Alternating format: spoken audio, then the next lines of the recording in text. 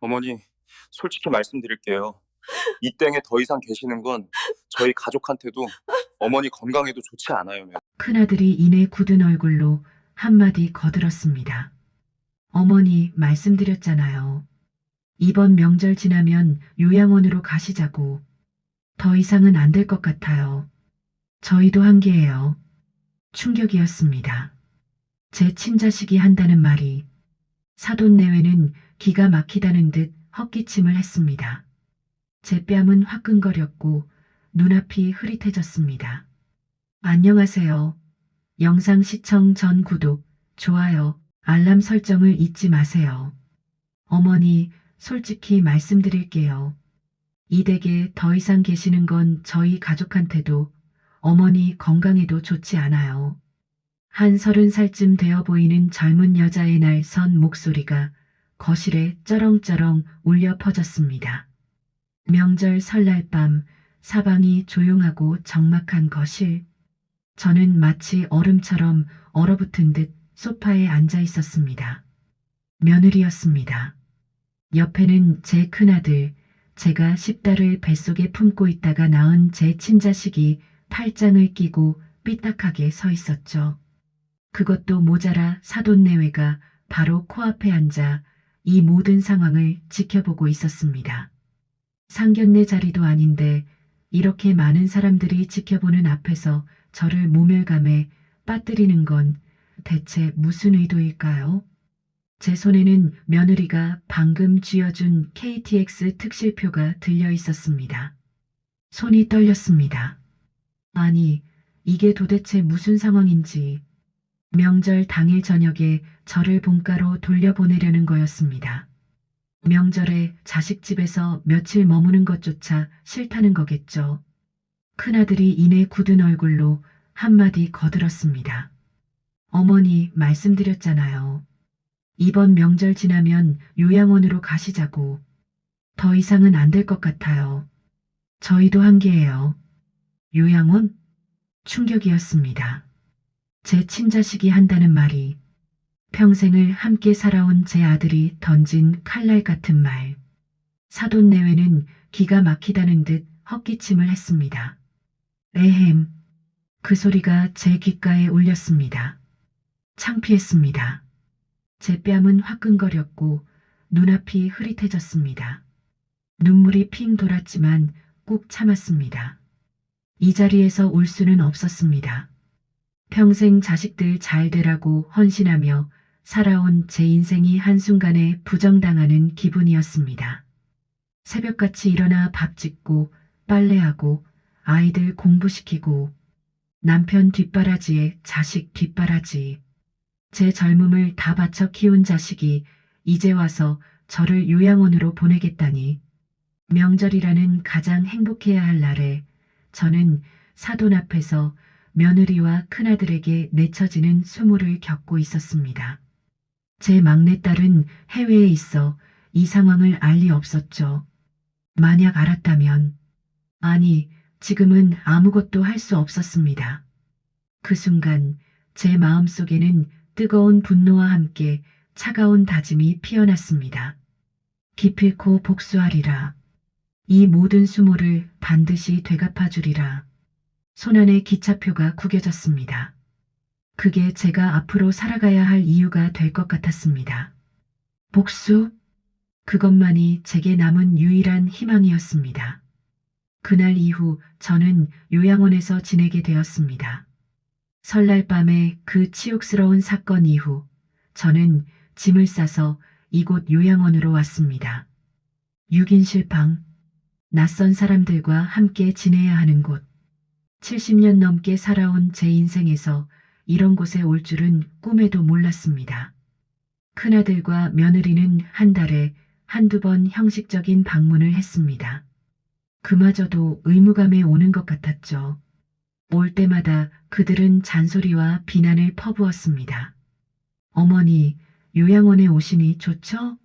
저희 없어도 편하게 지내시는 것 같네요.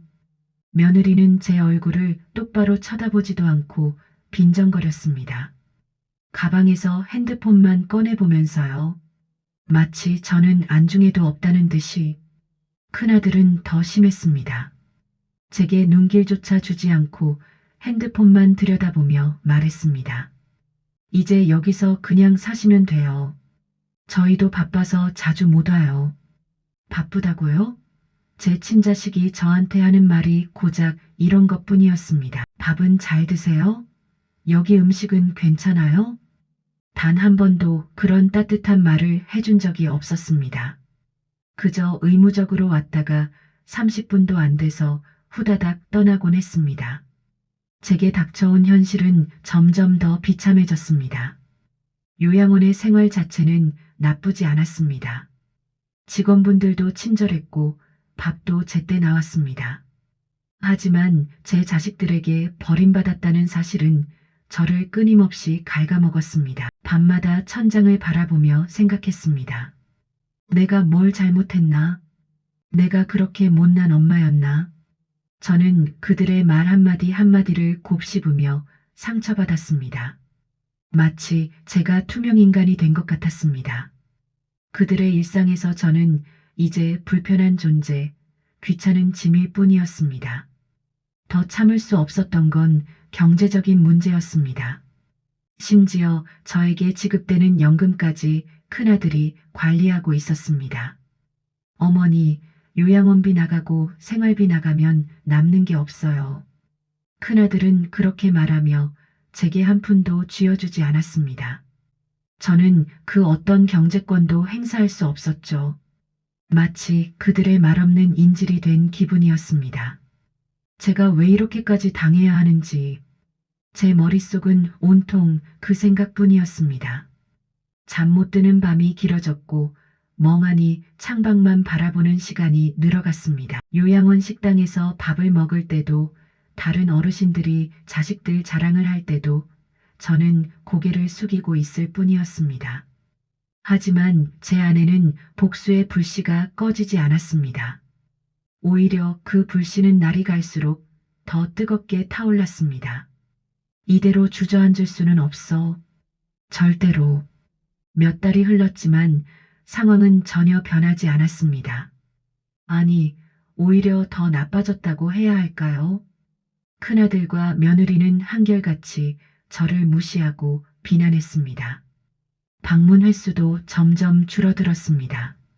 한 달에 한두 번 오던 것이 이제는 두 달에 한 번꼴로 바뀌었습니다. 한 번은 제가 요양원 직원에게 부탁하여 큰아들에게 전화를 걸었습니다. 손이 떨렸습니다. 제 자식에게 전화 한 통 거는 것도 이렇게 용기가 필요한 일이 되다니. 아들아, 나 이번 주말에 잠깐 집에 가고 싶은데. 제 말이 채 끝나기도 전에 큰아들의 차가운 목소리가 들려왔습니다. 어머니, 지금 저희 바빠요. 그리고 요양원에서 잘 지내고 계시잖아요. 괜히 나오셔서 불편하게 만들지 마세요. 불편하게 만들지 말라고요? 제가요? 자식 집에 가는 게 불편을 만드는 일이라고요? 가슴이 철렁 내려앉았습니다. 며느리의 목소리도 옆에서 들려왔습니다. 어머님, 저희도 좀 쉬어야죠. 명절에 한번 오셔서 저희 기 다 빨아가시고는. 비웃는 듯한 말투였습니다. 기를 다 빨아간다고요? 제가 그들한테 무엇을 요구한 적이 있나요? 그저 며칠 같이 지내고 싶다고 했을 뿐인데. 그래, 알았다. 저는 힘없이 전화를 끊었습니다. 그들의 무시는 일상화되어 저의 모든 말과 행동을 깎아내렸습니다. 무엇을 해도 무엇을 말해도 그들에게는 짐이요 부담일 뿐이었습니다. 저는 더 이상 그들에게 아무것도 기대할 수 없다는 것을 깨달았습니다. 요양원 침대에 누워 천장을 바라보며 생각했습니다. 이게 내 인생의 끝인가? 그들의 무시는 저에게 깊은 상처를 주었습니다. 하지만 동시에 제 안에 복수의 칼날을 더욱 날카롭게 벼리게 했습니다. 매일 밤 잠들기 전에 저는 생각했습니다. 어떻게 하면 이들을 응징할 수 있을까? 어떻게 하면 이 억울함을 풀 수 있을까? 그들의 오만함과 저를 향한 냉대는 저를 무너뜨리는 대신 오히려 저를 강하게 만들고 있었습니다. 슬픔이 분노로 바뀌고 분노가 복수심으로 변해갔습니다. 이제는 더 이상 당하고만 있을 수 없다는 생각이 제 머릿속을 지배했습니다.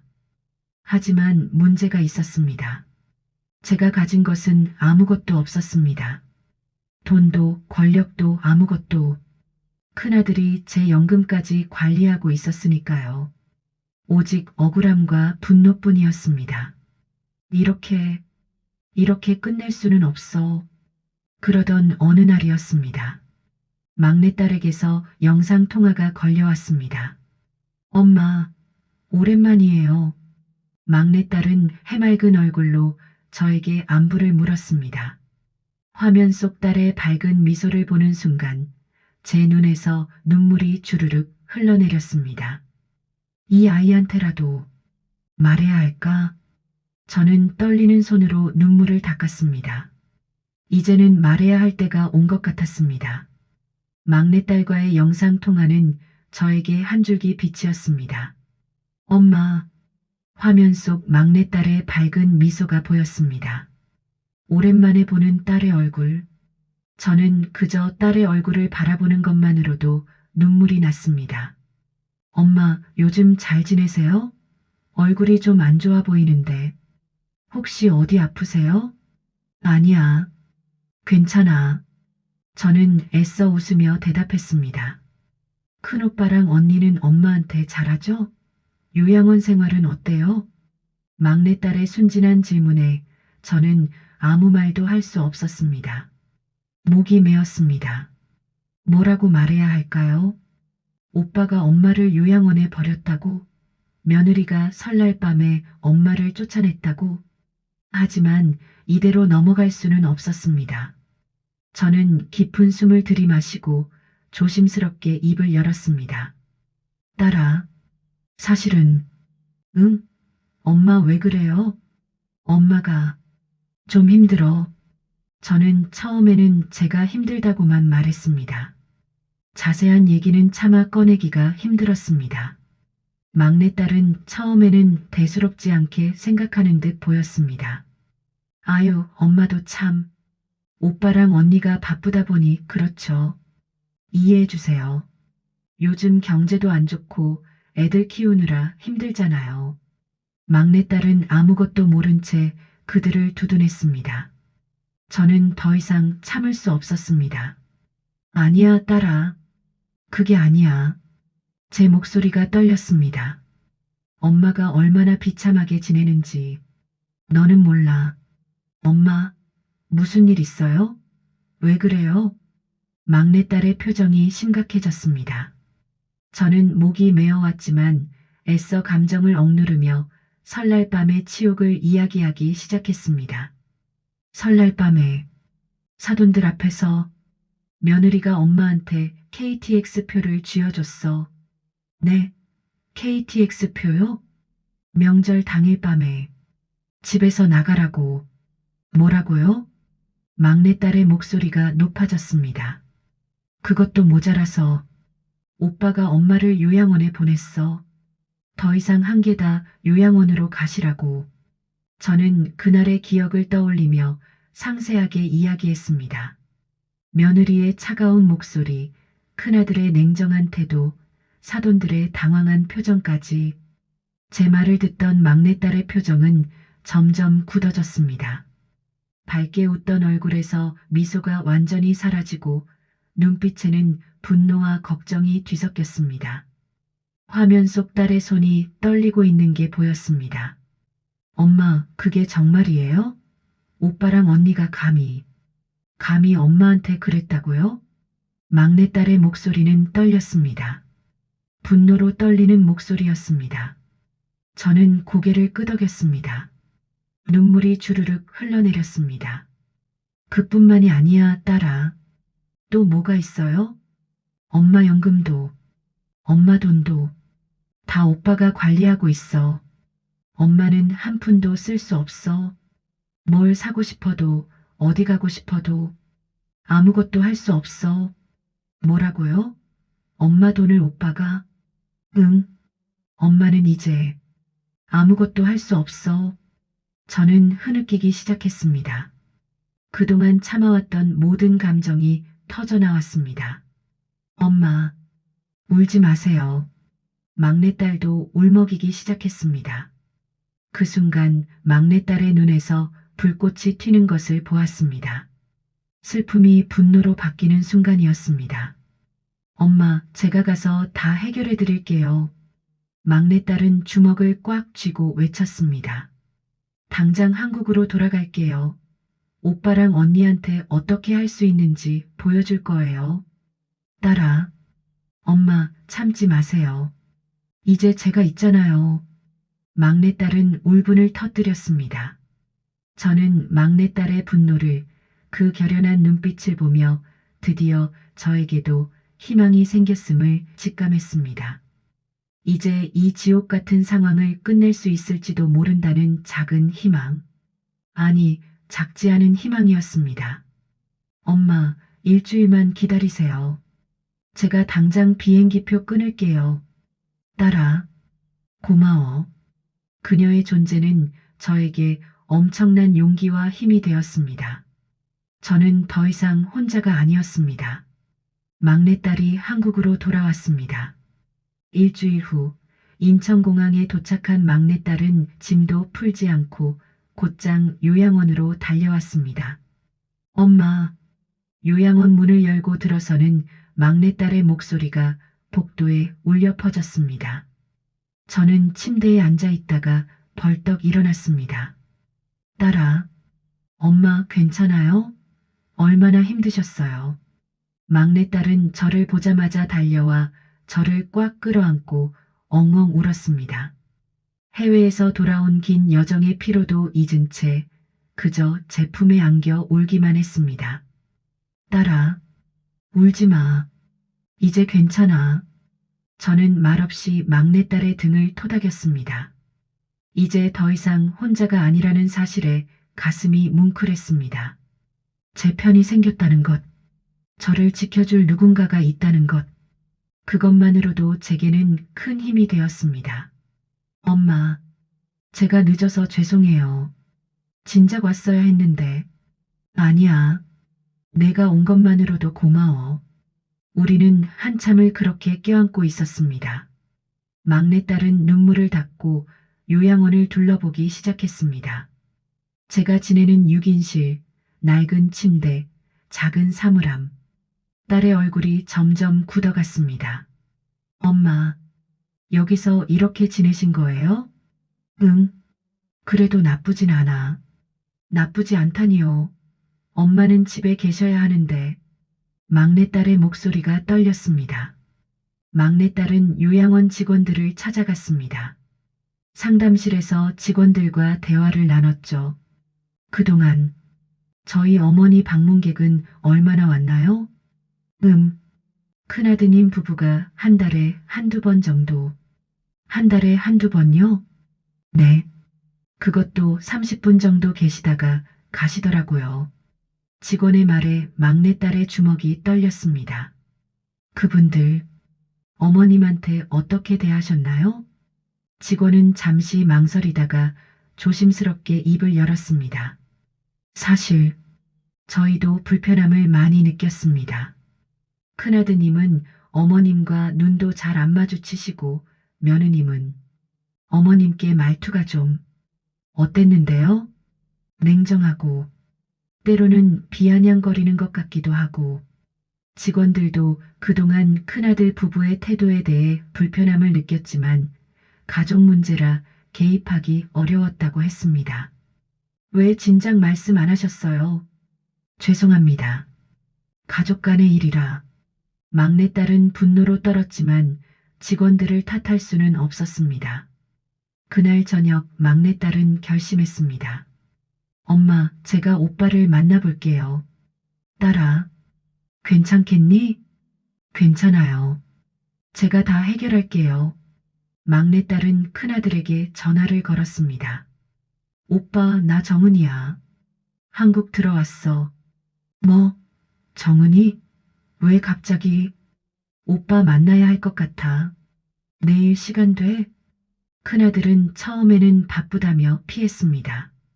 내일은 좀 회사 일이 있어서 오빠 엄마 일로 만나야 해. 꼭 막내딸이 강하게 밀어붙이자 큰아들은 결국 만남에 응했습니다. 알았어. 내일 저녁에 보자. 다음 날 저녁 조용한 카페, 막내딸과 큰아들, 그리고 며느리가 마주 앉았습니다. 오빠, 오랜만이네. 그래. 언제 들어왔어? 어제. 엄마 보러 왔어. 큰아들의 표정이 미묘하게 변했습니다. 엄마, 만났어? 응. 요양원에서 봤어. 그래. 엄마 잘 지내시더라? 잘 지내신다고? 막내딸의 목소리가 날카로워졌습니다. 오빠 엄마한테 어떻게 그럴 수 있어? 뭐, 무슨 소리야? 설날 밤에 사돈들 앞에서 엄마를 내쫓았다며?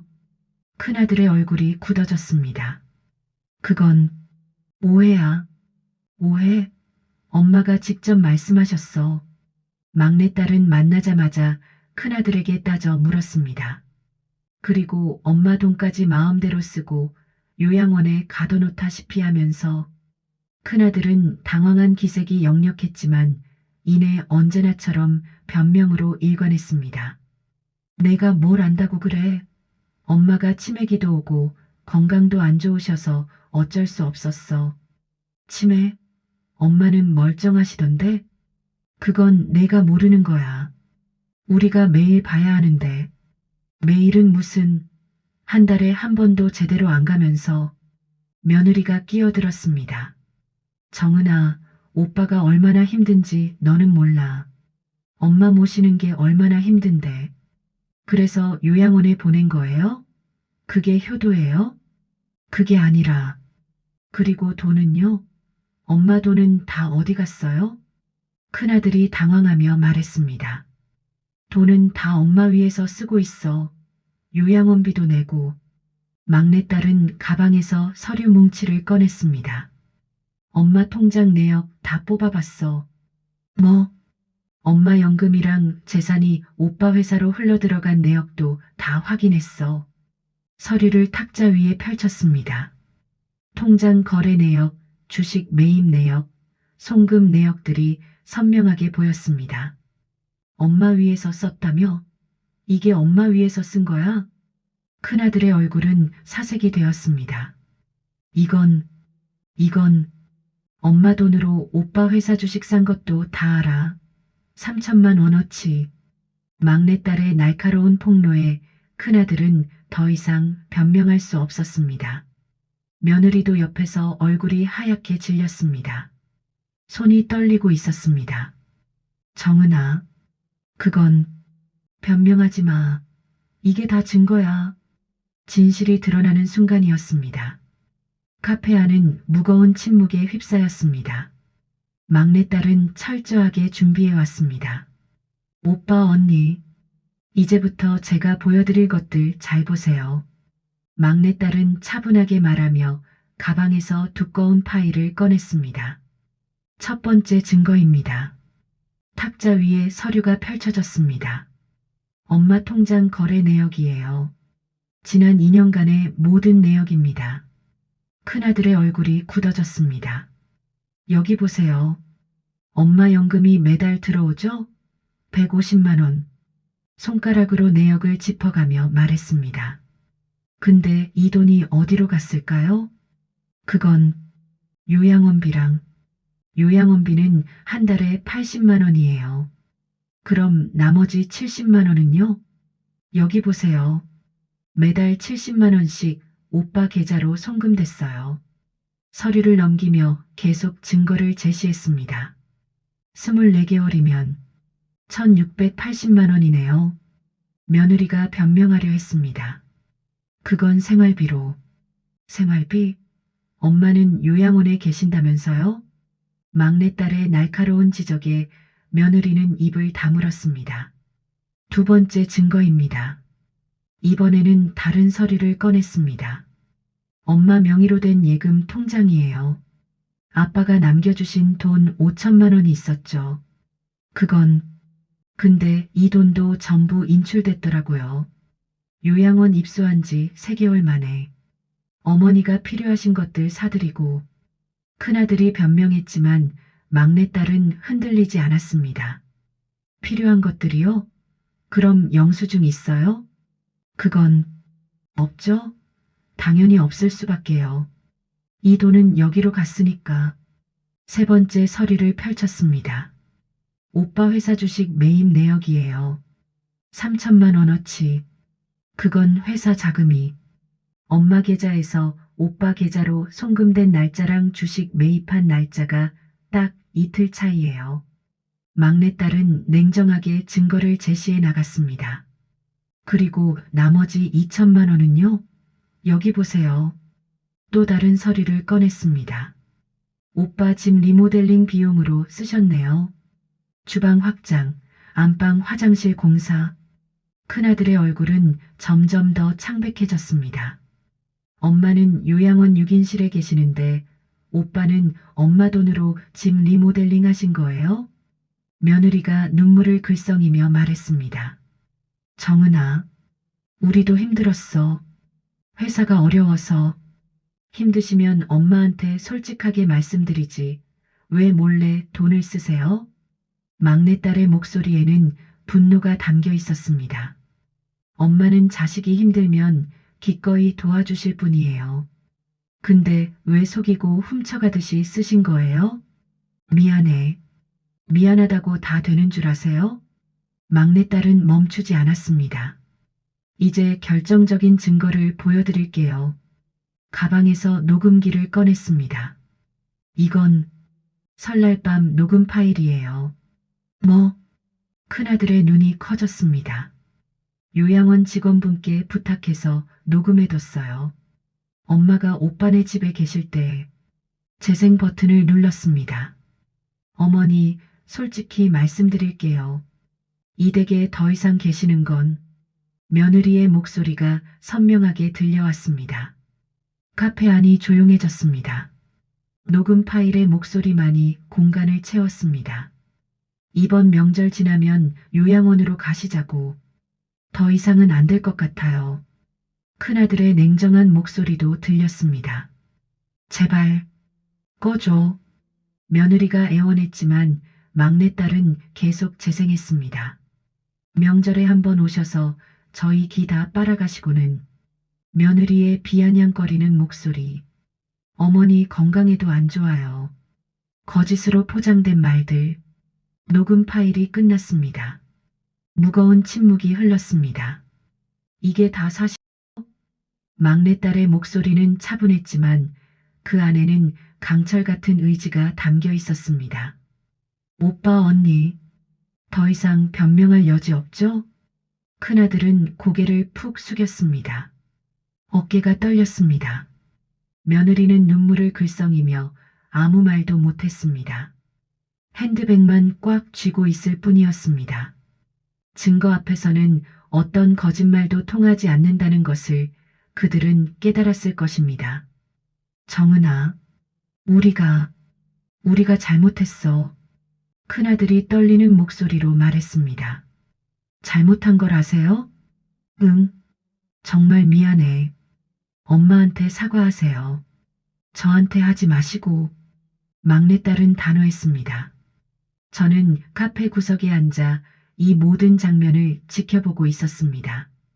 그들의 창백한 얼굴을, 떨리는 손을, 고개 숙인 모습을 보며 마침내 정의가 실현되는 순간을 맞이하고 있음을 느꼈습니다. 수많은 밤을 잠 못 이루며 고통받았던 제 마음이 조금씩 치유되는 것 같았습니다. 이제 시작이구나. 복수의 서막이 오른 것입니다. 막내딸의 철저한 증거 제시에 큰아들과 며느리는 더 이상 발뺌할 수 없었습니다. 카페 안은 무거운 침묵으로 가득했습니다. 주변 손님들도 우리 쪽을 힐끗힐끗 쳐다보고 있었습니다. 오빠, 어떻게 하실 거예요? 막내딸의 차가운 목소리가 얼어붙은 공기를 깼습니다. 큰아들은 한참을 침묵하다가 천천히 자리에서 일어났습니다. 그리고 무릎을 꿇었습니다. 어머니, 며느리도 황급히 따라 무릎을 꿇었습니다. 어머니, 죄송합니다. 저희가 정말 잘못했습니다. 며느리는 흐느껴 울기 시작했습니다. 화장이 번진 얼굴로 제 앞에 엎드렸습니다. 큰아들도 고개를 푹 숙였습니다. 엄마, 정말 죄송합니다. 제가 미쳤었어요. 그들의 사과. 몇 달 전 같았으면 이 사과를 듣는 것만으로도 기뻤을 것입니다. 제 자식이 잘못을 인정하고 무릎 꿇는 모습을 보는 것만으로도 눈물이 났을 것입니다. 하지만 지금은 달랐습니다. 제 마음속에는 지난 세월 동안 쌓여왔던 분노가 활화산처럼 타올랐습니다. 죄송하다고 제 목소리가 떨렸습니다. 이제 와서 죄송하다는 말이 나와? 어머니, 설날 밤 사돈들 앞에서 나를 내쫓을 때는 언제고? 저는 자리에서 일어섰습니다. 온몸이 떨렸습니다. KTX 표를 쥐어주면서 더 이상 계시면 안 된다고 할 때는 언제였어? 죄송합니다. 요양원에 처박아 놓고 한 달에 한 번도 제대로 안 올 때는 언제였고? 제 목소리가 점점 커졌습니다. 나를 투명인간 취급하며 돈만 빼돌릴 때는 언제였어? 이제 와서 죄송하다니. 카페 안의 모든 사람들이 우리를 쳐다보고 있었습니다. 하지만 저는 신경 쓰지 않았습니다. 엄마, 정말 잘못했어요. 제발. 큰아들이 울먹였습니다. 저는 떨리는 목소리로 계속 소리쳤습니다. 제 목소리에는 그동안 겪었던 모든 서름과 고통이 담겨 있었습니다. 내가 너희를 어떻게 키웠는데? 가슴을 치며 외쳤습니다. 너희 아빠 벌이가 시원찮을 때 내가 밤낮으로 일했어. 식당에서 설거지하고 청소하고 공장에서 야간 작업하고. 엄마, 너희 대학 보내려고 내가 얼마나 고생했는지 알아? 눈물이 주르륵 흘러내렸습니다. 내 젊음을 다 바쳐 희생했는데 돌아온 건 이따위 배신과 모욕뿐이었어? 죄송합니다. 정말 죄송합니다. 며느리가 바닥에 이마를 대고 울었습니다. 하지만 저는 멈출 수 없었습니다. 내 연금으로, 내 재산으로 너희 회사 살찌우고 나는 요양원 6인실에 처박아 놓고 내 돈으로 너희 집 리모델링하고 나는 한 푼도 쓸 수 없게 만들고. 제 목소리는 점점 더 커졌습니다. 이게 자식 된 도리야? 이게 며느리 된 도리야? 이게 사람이 할 짓이냐고. 제 분노는 걷잡을 수 없이 터져나왔습니다. 막내딸이 제 옆으로 다가와 저를 부축했습니다. 엄마, 진정하세요. 몸 상하세요. 막내딸도 함께 눈물을 흘렸습니다. 엄마, 괜찮아요. 이제 괜찮아요. 아니야, 괜찮지 않아. 저는 막내딸의 손을 뿌리치고 큰아들 앞으로 다가갔습니다. 너 기억나니? 내가 초등학교 때 엄마 손잡고 엄마는 세상에서 제일 좋은 사람이에요라고 했던 거. 중학교 때는 나중에 크면 엄마한테 큰 집 사드릴 거예요라고 했던 거. 엄마, 그만. 고등학교 졸업하고 대학 갈 때는 엄마, 제가 효도할게요. 걱정하지 마세요라고 했던 거. 큰아들은 고개를 들지 못하고 계속 울기만 했습니다. 그게 다 거짓말이었어? 다 연기였어? 아니에요. 진심이었어요. 진심? 그 진심이 이 꼴을 만든 거야? 저는 주변을 둘러보며 말했습니다. 요양원에 버려지고 돈 빼앗기고 모욕당하는 이 꼴을. 지난날의 모든 기억이 주마등처럼 스쳐 지나갔습니다. 비참했던 요양원 생활, 설날 밤의 치욕, 며느리의 비아냥, 큰아들의 냉대, 그 모든 것들이 한꺼번에 저를 덮쳤습니다. 절망감, 배신감, 분노, 슬픔, 모든 감정들이 뒤섞여 제 가슴을 찢어 놓았습니다. 엄마, 저 진짜 잘못했어요. 제발 용서해 주세요. 큰아들이 제 바지를 붙잡으며 울었습니다. 저는 그 손을 차갑게 뿌리쳤습니다. 손 떼. 엄마, 더럽게 만지지 마.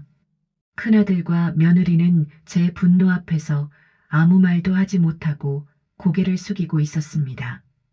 저는 잠시 숨을 고른 후 그들의 얼굴을 똑바로 쳐다보며 말했습니다. 천천히 또박또박. 너희는 용서받을 자격 없어. 어머니, 내가 너희를 용서할 일은 절대 없을 거야. 제 목소리는 차갑게 가라앉았습니다.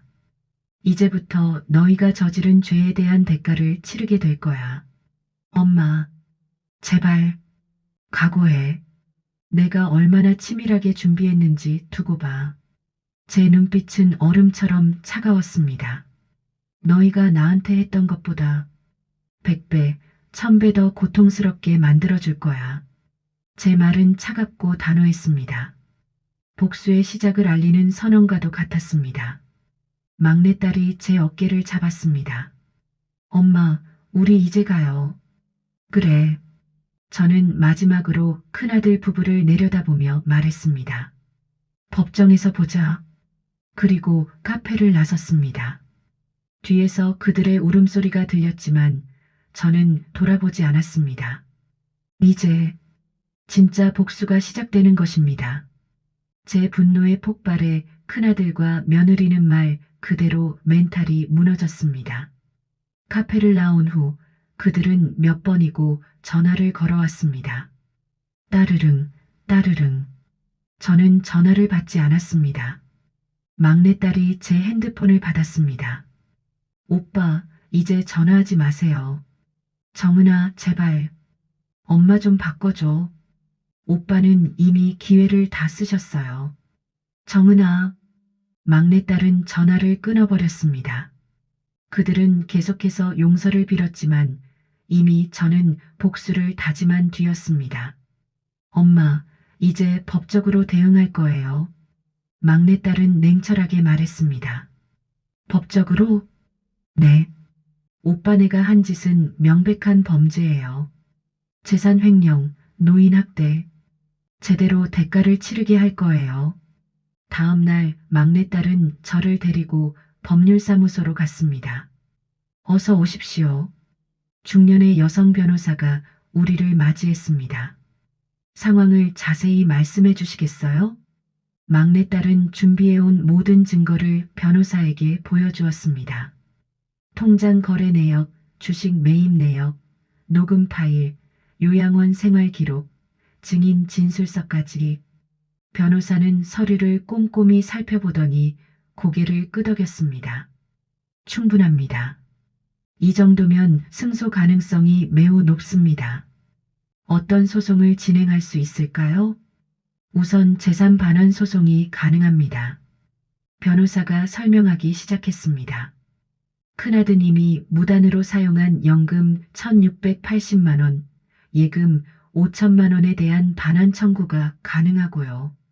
네. 또한 정신적 피해에 대한 손해배상 소송도 가능합니다. 설날 밤 사돈들 앞에서 모욕당한 것, 요양원에 강제로 보내진 것 등 얼마나 청구할 수 있을까요? 정신적 피해는 최소 3천만 원에서 최대 1억까지 가능할 것 같습니다.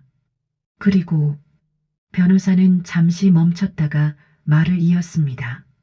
노인복지법상 노인학대로도 고소가 가능합니다. 이건 형사사건이 되는 거죠. 제 얼굴이 굳어졌습니다. 형사사건이요? 네. 큰아드님이 처벌받으실 수도 있습니다. 막내딸이 제 손을 잡았습니다.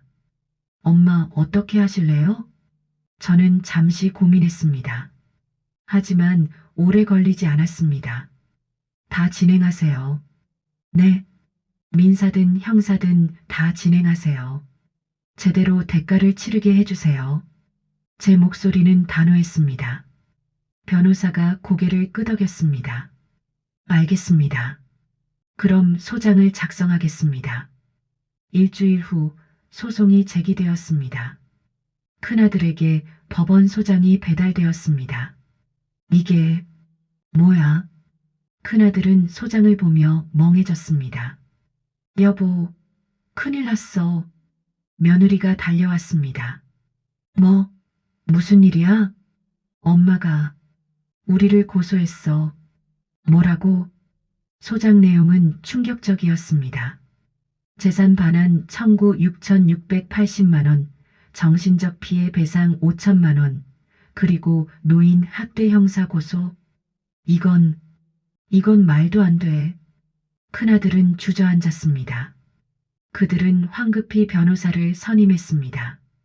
하지만 비용이 만만치 않았습니다. 착수금만 1,000만 원입니다. 1,000만 원이요? 네.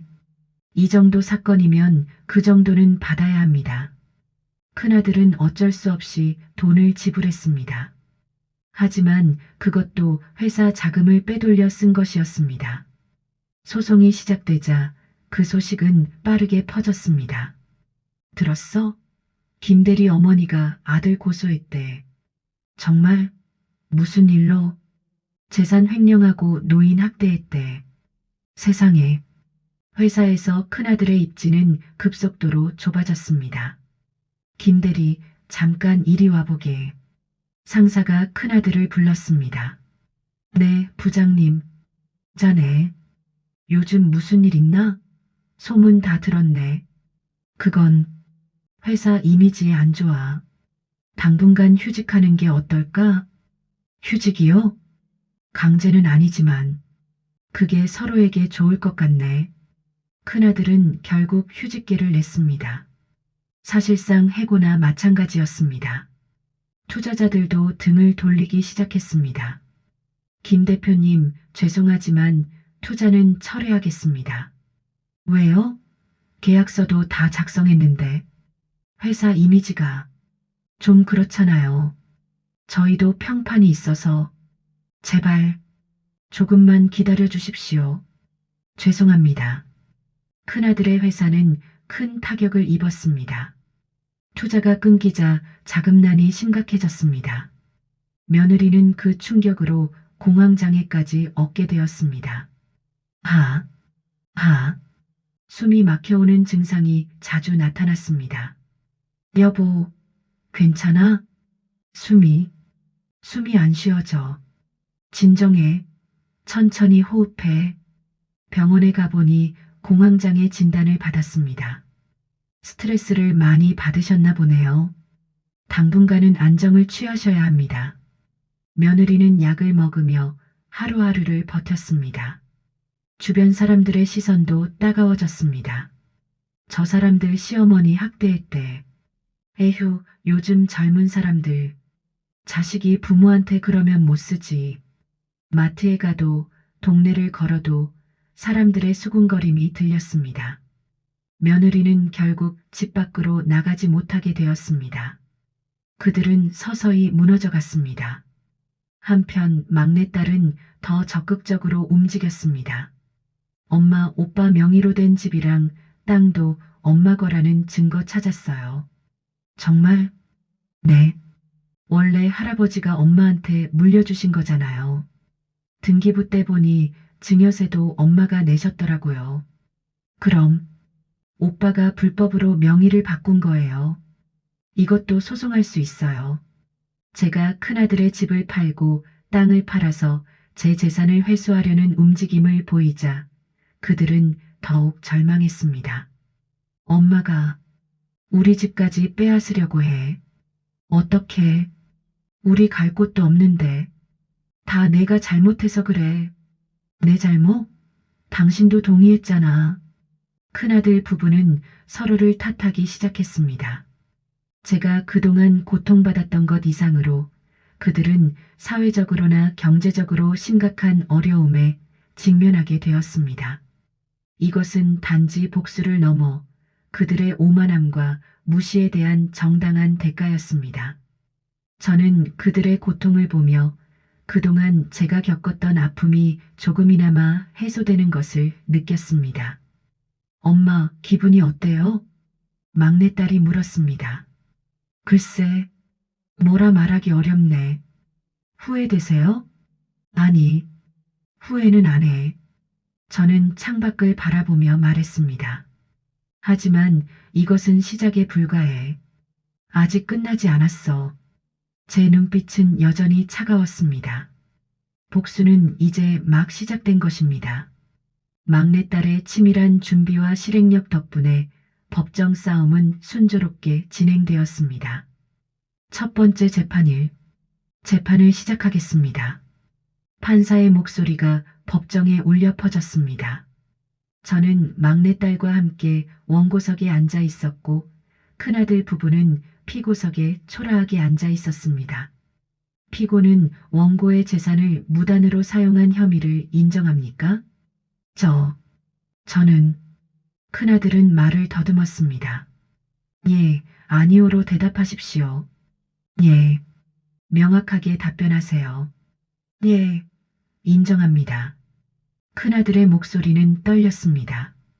재판은 3번에 걸쳐 진행되었습니다.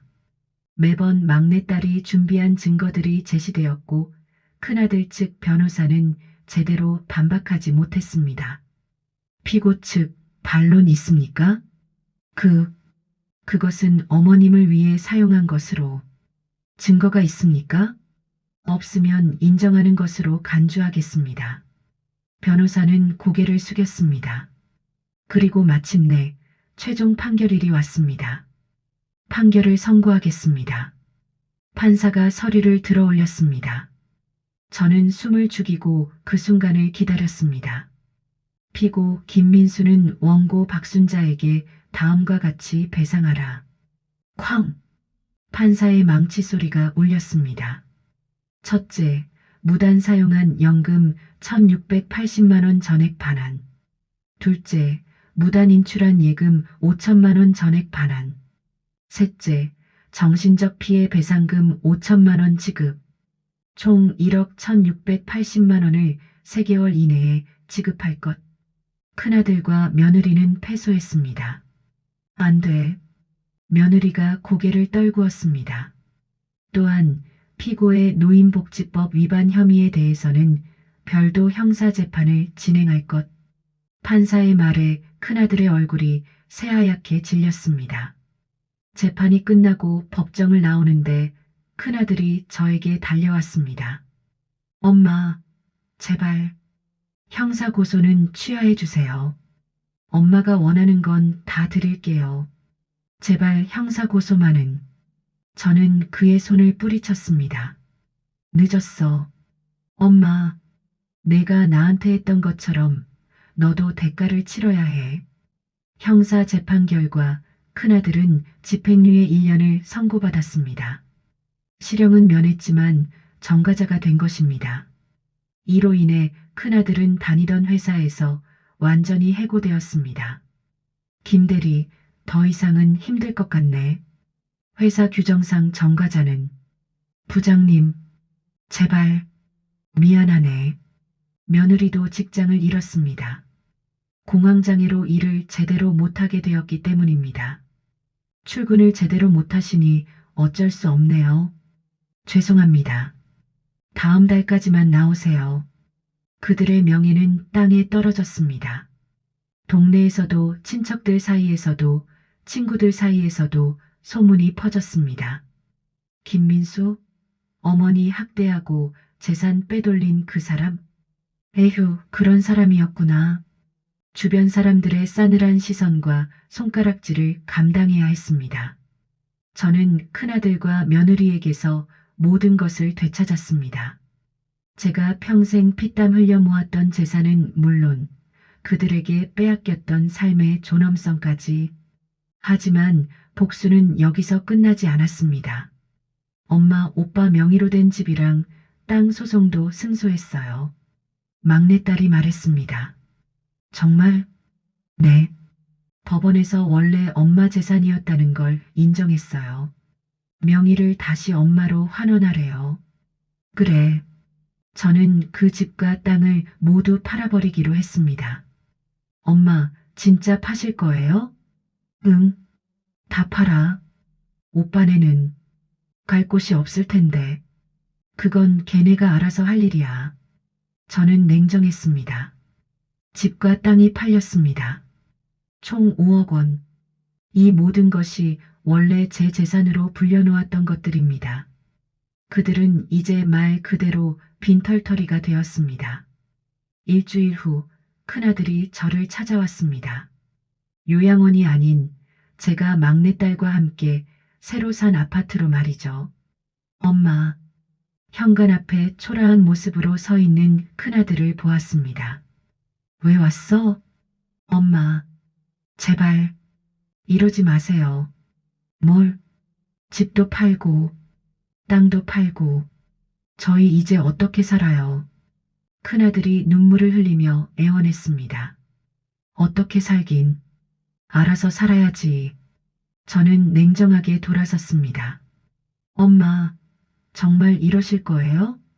그래, 내가 나한테 했던 것처럼. 엄마, 넌 나를 요양원에 처박았잖아. 나도 너희를 길거리에 내보내는 거야. 엄마, 제발. 저는 그들의 고통을 보면서도 아무런 동정심을 느끼지 못했습니다. 오랫동안 계획하고 치밀하게 준비한 복수였습니다. 그들이 저에게 행했던 모든 무시와 오만에 대한 통쾌한 응징이었습니다. 엄마, 마지막으로 한 번만 용서해 주세요. 며느리도 함께 무릎을 꿇었습니다. 용서? 저는 그들을 내려다보며 말했습니다. 너희가 나한테 용서를 구할 때가 있었어. 설날 밤 사돈들 앞에서 나를 내쫓기 전에, 요양원에 보내기 전에, 내 돈을 쓰기 전에. 죄송합니다. 이제 늦었어. 넌 이미 선택했고 나도 선택했어. 저는 문을 닫으려 했습니다. 엄마, 다시는 오지 마. 이제 너희는 내 자식이 아니야. 쾅! 문을 닫았습니다. 밖에서 그들의 울음소리가 들렸지만 저는 돌아보지 않았습니다. 이로써 저의 복수는 완성되었습니다. 막내딸이 제 어깨를 안아주었습니다. 엄마, 잘하셨어요. 그래, 이제 끝났어. 저는 창밖을 바라보며 미소 지었습니다. 시원했습니다.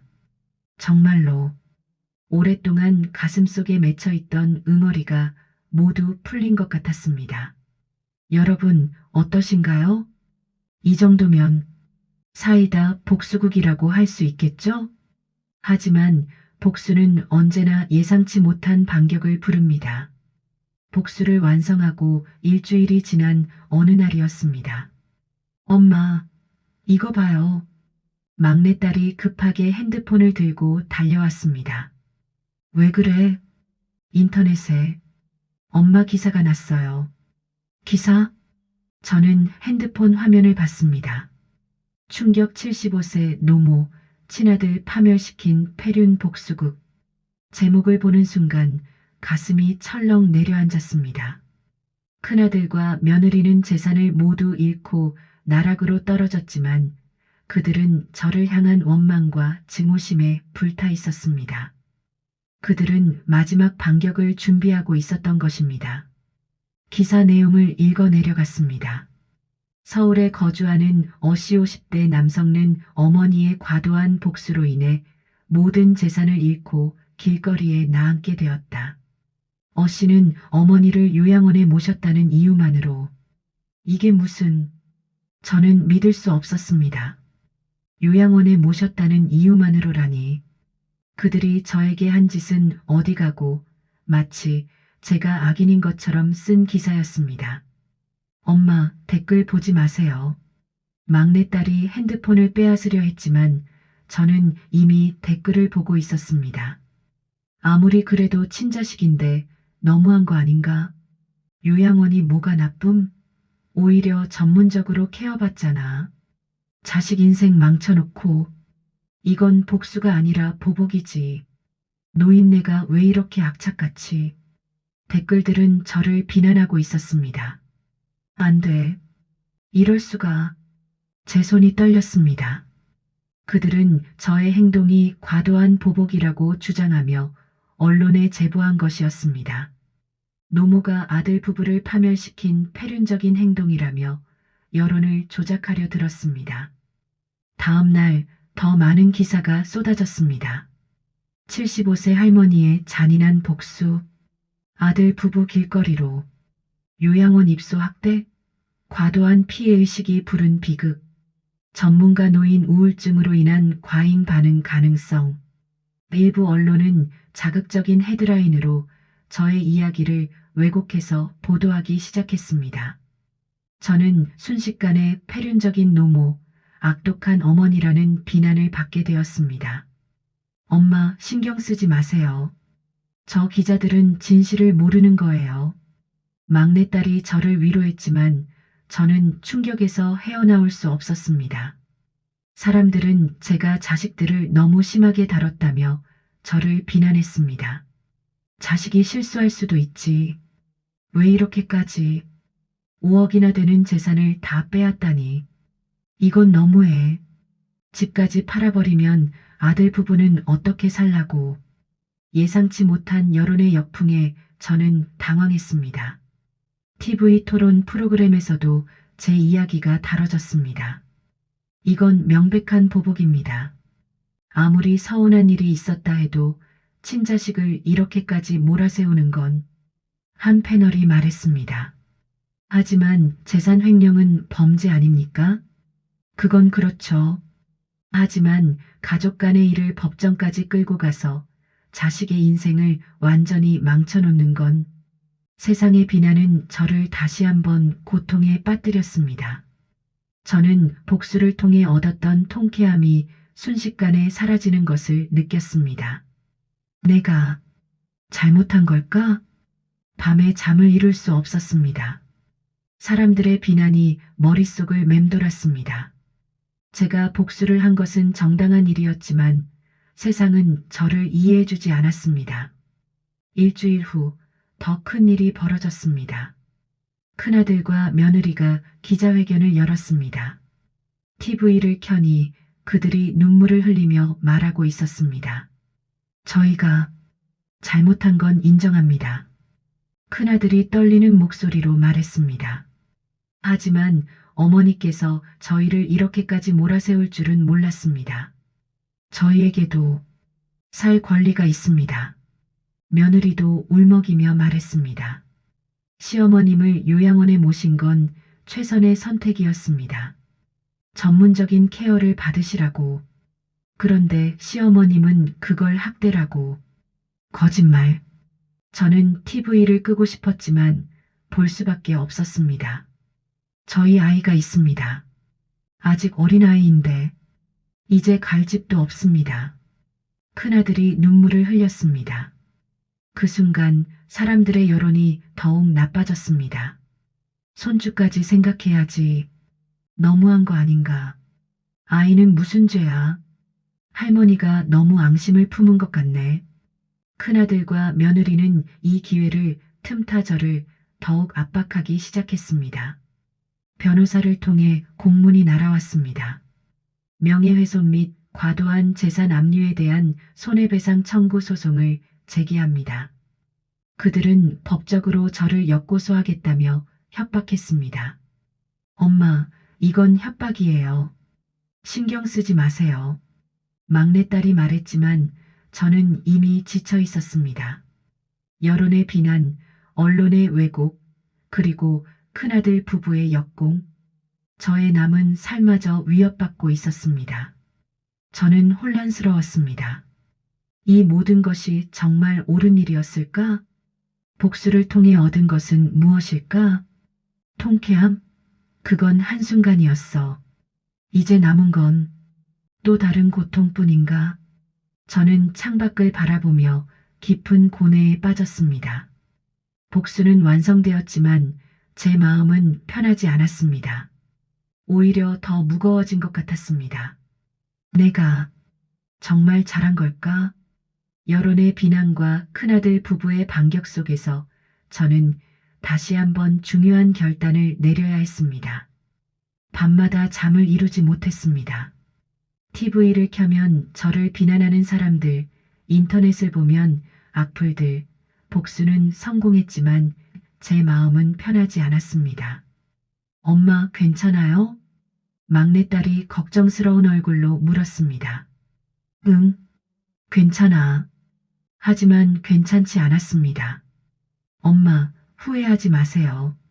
막내딸은 제 손을 잡았습니다. 엄마는 잘못한 거 없어요.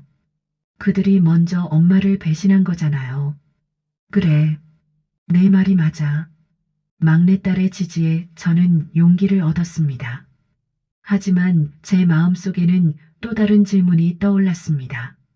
이 복수가 과연 나를 행복하게 만들었을까? 저는 창밖을 바라보며 생각했습니다. 복수는 달콤했습니다. 큰아들 부부가 무너지는 것을 보며 통쾌함을 느꼈습니다.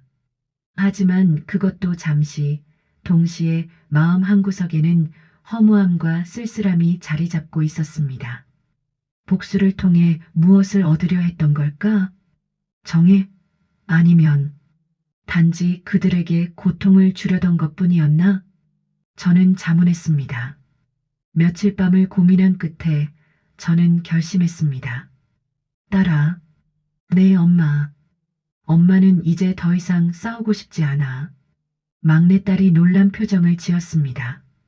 엄마, 이 모든 것을 멈추고 싶어? 이제 그만 끝내고 싶어? 하지만 엄마, 오빠 내가 역고소까지 하겠다는데. 알아. 하지만 이렇게 계속 싸우는 건 나도 힘들어. 저는 진심으로 말했습니다. 복수는 했어. 그들도 충분히 고통받았어. 이제는 그만하고 싶어. 막내딸은 한참을 저를 바라보다가 천천히 고개를 끄덕였습니다. 알겠어요, 엄마. 엄마 결정을 존중할게요. 고마워, 딸아. 다음 날 저는 변호사를 통해 큰아들 부부에게 합의를 제안했습니다. 합의 조건은 이렇습니다. 변호사가 서류를 넘기며 설명했습니다. 첫째, 큰아드님 부부는 어머님께 공식적으로 사과할 것. 둘째, 판결받은 배상금은 분할 상환을 허용할 것. 셋째, 역고소를 취하할 것. 물론 그들이 저에게 끼친 해악에 대한 충분한 보상과 사과가 전제되어야 했습니다. 큰아들 부부는 처음에는 저의 제안을 받아들이지 않으려 했습니다. 어머니가 먼저 잘못하셨잖아요. 우리를 이렇게까지 만들어 놓고. 며느리가 전화로 따졌습니다. 하지만 저는 단호하게 말했습니다. 좋아. 그럼 계속 싸우자. 네. 너희가 끝까지 버틴다면 나는 이 싸움을 멈추지 않을 거야. 제 목소리는 차가웠습니다. 나는 아직도 증거가 많아. 너희가 나한테 했던 모든 것들, 언론에 다 공개할 수도 있어. 그건 너희는 모든 것을 잃게 될 거야. 사회적 매장까지. 제 단호한 태도에 그들은 침묵했습니다. 며칠 후 그들은 결국 합의에 응했습니다. 합의하겠습니다. 큰아들의 목소리는 지쳐 있었습니다. 합의 장소는 조용한 공원이었습니다. 큰아들 부부가 먼저 와서 기다리고 있었습니다. 어머니, 그들은 저를 보자마자 고개를 숙였습니다. 앉아. 우리는 벤치에 앉았습니다. 어머니, 정말 죄송합니다. 큰아들이 떨리는 목소리로 말했습니다. 죄송합니다. 저희가 정말 잘못했습니다. 며느리도 눈물을 흘렸습니다. 저는 그들을 바라봤습니다. 너희 진심이니? 네, 진심입니다. 정말로. 저는 한참을 침묵했습니다. 그리고 천천히 입을 열었습니다. 좋아. 나도 이제 그만하고 싶다. 어머니, 저는 그들에게 복수를 넘어 용서와 화해의 길을 제시하기로 했습니다. 물론 그들의 잘못을 절대 잊지는 않겠지만 더 이상 증오와 분노 속에서 살고 싶지 않았습니다. 하지만 조건이 있어. 네, 뭐든지. 다시는 나를 무시하지 마. 다시는 나한테 그런 짓 하지 마. 네, 절대 안 그럴게요. 약속해. 약속합니다, 어머니. 그렇게 우리는 합의했습니다. 긴 싸움이 끝나는 순간이었습니다. 저는 큰아들과 며느리에게 합의를 제안했습니다. 그들은 저에게 진심으로 사과했고 그동안의 잘못을 인정했습니다. 저는 그들의 사과를 받아들였습니다. 물론 그들이 저에게 저지른 상처는 쉽게 아물지 않을 것이지만 저는 그들을 용서하기로 했습니다. 이 용서는 저를 위한 것이기도 했습니다. 더 이상 증오와 분노 속에서 살고 싶지 않았으니까요. 큰아들과 며느리는 저에게 돌려받은 재산 중 일부를 합의금으로 지급했고 저는 그 돈으로 요양원에서 나와 막내딸과 함께 살기로 했습니다.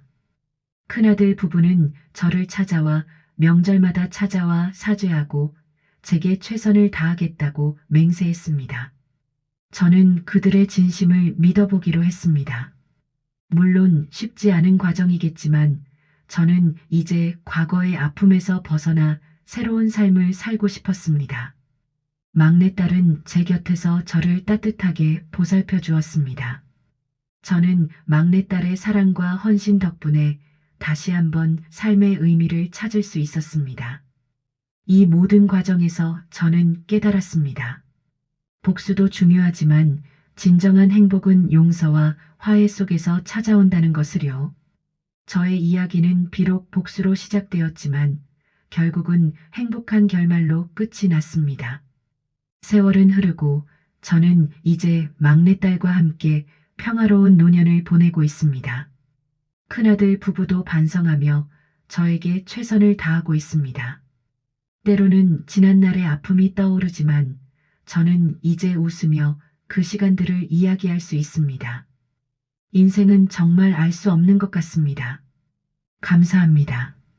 영상이 마음에 들었다면 구독, 좋아요, 알람 설정을 눌러주세요.